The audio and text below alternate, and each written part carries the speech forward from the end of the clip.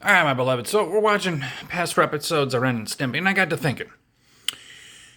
I saw there was a flash on the episode that shows Ren and Stimpy's next destination is Ursa Minor, where he's trying to kick Simpson J. Cat out to Ursa Minor. And we know when a man's mind ascends, or a woman's mind ascends into celestial realm, they run into the intelligences, right? They kind of get access to your mind.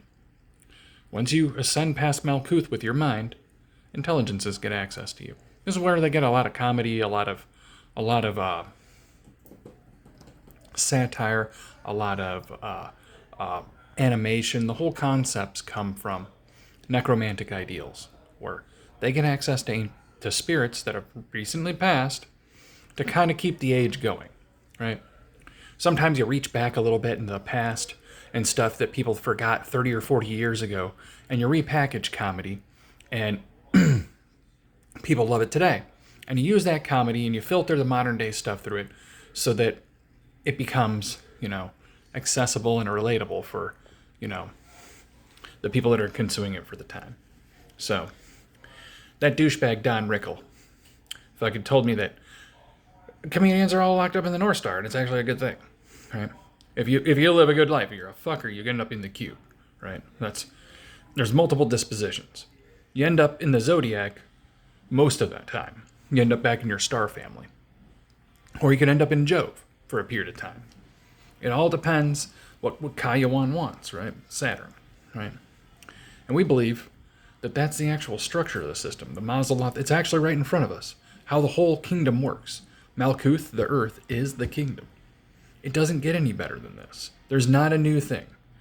The kingdom's on the earth. What you make of it, what you get access to it, is based on a handful of different criteria. What your ride is this time going around, right? We talked about spirits not predominantly, they come out of the cube of Saturn, there, that ether realm. They project here through the sun, Saturn, Jupiter, and the stars, the zodiac, the 12 sections, and the North Star. They all project down here. It's a mind-matter, physical phenomenon field that we're in, right? The Vedics talk about it. It's like a flickering flame, like little tiny pixels. Well, we know it does that. A computer does that with a screen. The refresh, remember refresh rate. It's dumping pixels out. And like that, our reality is being dumped out. And our brain is making the continuity on it. So we see it solidly, right? And we know that. We're seeing waveforms. Our brain is taking live and pulsating waveforms and turning it into solid objects that we can fundamentally get access to through the waveform split they call the five senses. It's light 5 different ways, right? Light is sound, wavelength, frequency, spectrum, right?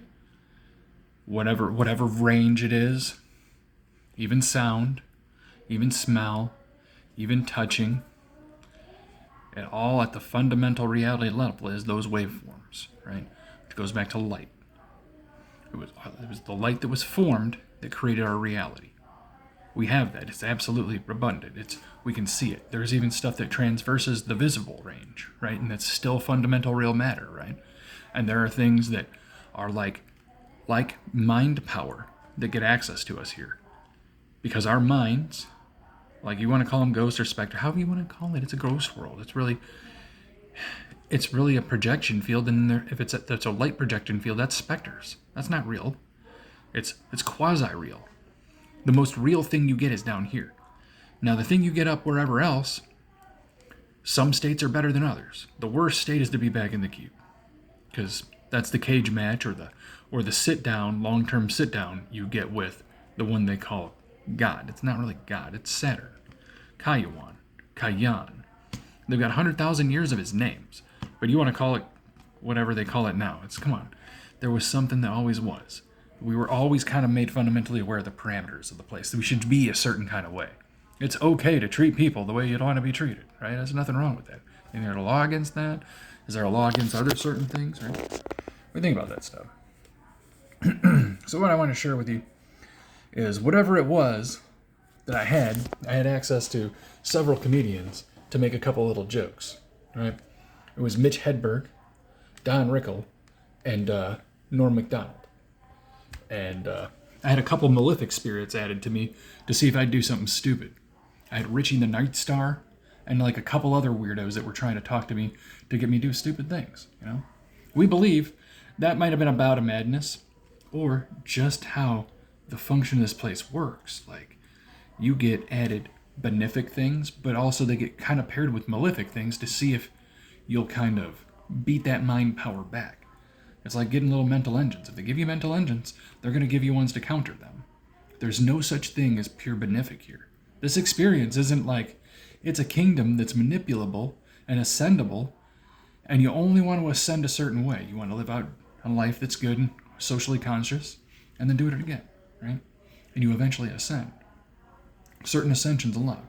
Comedians, from when I was the comedy industry, the stars, if you live a good life, socially conscious, don't do the weird rituals that cut. And I'm not talking about drinking blood or anything, or worshiping the sun god, raw, or no, sorry, Todd's son Horus.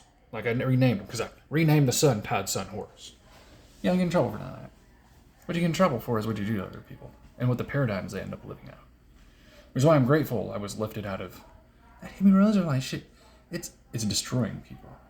The destination, if you screw up, is death for most of them. And there's other paradigms that are like that too. The witchcraft paradigm's like that too for some people. When they get really deep into it, they lose their mind. They go off the deep end.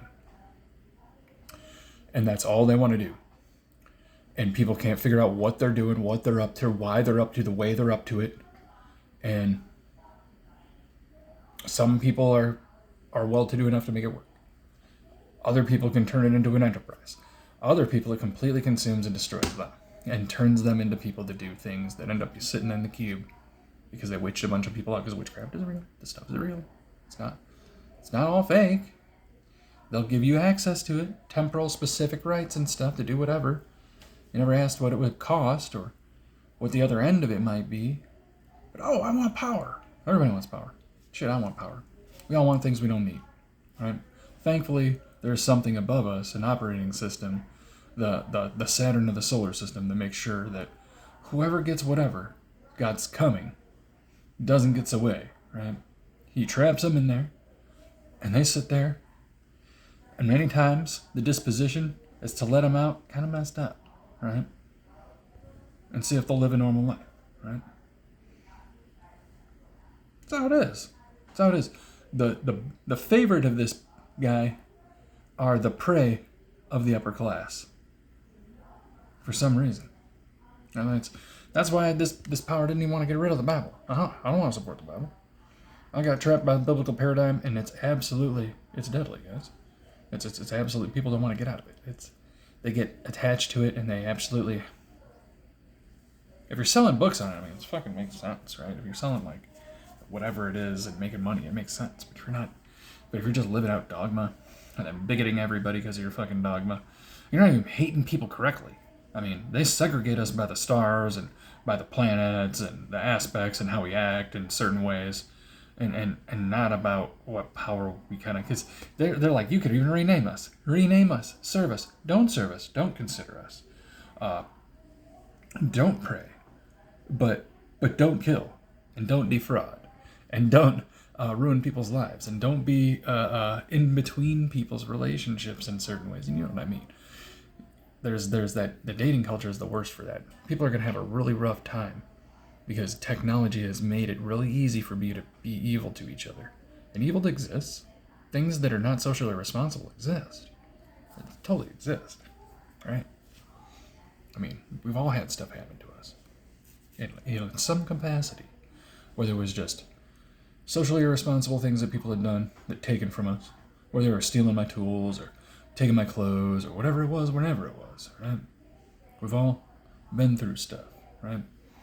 And even when you think you're down, no one's gonna kick you. Happens sometimes, guys. But let me remind you, there is a specter buster extraordinaire in the heavens that actually does stuff and comes here in real time and busts that ass and brings them up there and keeps them from coming into circulation and allows us to be able to live out paradigms where we can end up in better disposition. Because you really want to be coming from in and out of the stars.